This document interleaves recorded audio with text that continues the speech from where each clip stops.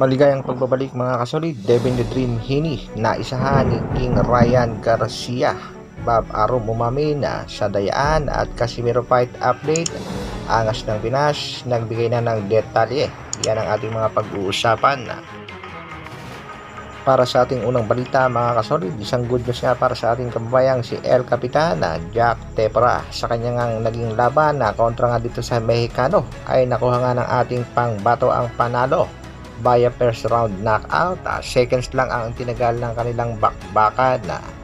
Panoorin natin mga kasolid kung paano pinabagsak ng ating pangbatong si El Capitan Jack Tepera ang kanyang kalabang Mexicano. Parang saging na natumba, tulog ang kalaban. Ito nga ang comeback fight ng ating pangbatong si El Capitan, kaya umangat na ang kanyang kaptada sa 25 wins, 19 knockouts, merong isang talo. Isang congratulations kay El Capitan Jack Tepera. Samantala, Devin the Dream Hini tila naisahan nga nitong si Ryan Garcia sa kanyang mga taktika at mind games na ginagawa sa kasalukuyan.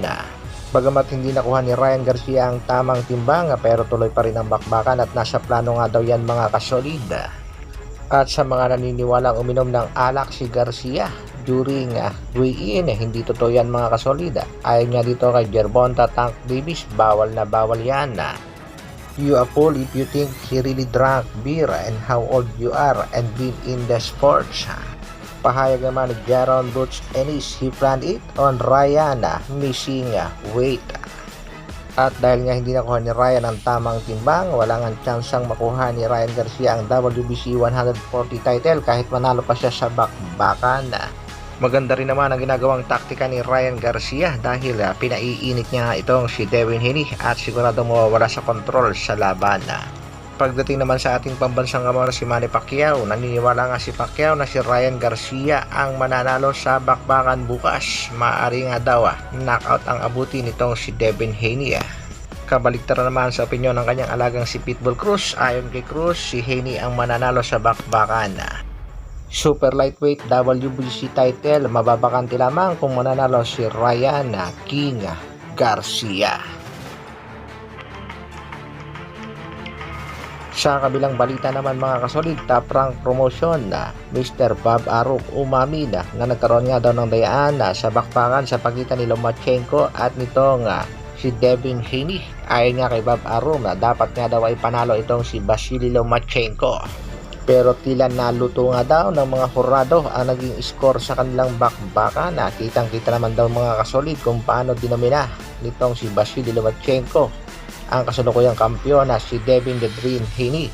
Isa sa mga dahilan kung bakit hindi kumasa itong si Haney sa rematch na hinahamon ang kampo nitong si Lomachenko. Ayon kay Bob Arum, kakaibang taktika nga daw ang ginagawa sa kasalukuyan nitong si King Ryan Garcia. Ang tanong, uubra ba ang taktikang ito sa laban kontra Devin the Dream Haney? Kaya abangan na lang natin mga kasolid ang magiging resulta ng kanilang bakbakan bukas. Para sa ating huling balita mga kasolid, latest fight update para sa ating pangbatong si Cuadro Alas General Casimiro. Sa latest live nga ni Cuadro Alas, It's My Boy ay nasabing hindi pa napirmahan ang fight contract. Ayon pa nga sa kanyang kapatid, alam daw kung sino ang kalaban at kung sakaling mapirmahan na nga daw ay sasabihin nila kung sino nga ito mga kasolid. Sabihin na namin pag nakapirma na ng kontrata. Nagbigay na rin ng pahayag si Cuadro Alas General Casimiro patungkol sa kanyang nalalapit na laban. Kailan laban mo? Malapit na. Abangan niyo yung ano natin, yung announcement. Ayon nga kay Angas ng Pinas, Cuadro Alas General Casimiro, abangan na lang daw natin ang announcement ng laban. Hanggang dito na lang muna mga kasolid. Maraming salamat sa patuloy na pagsuporta at panonood. Isang like naman dyan, at sa mga bagong mapapadaan sa ating munting channel, pa-share at subscribe na rin. Mabuhay, Dr. Alvin Vlogs. Brr.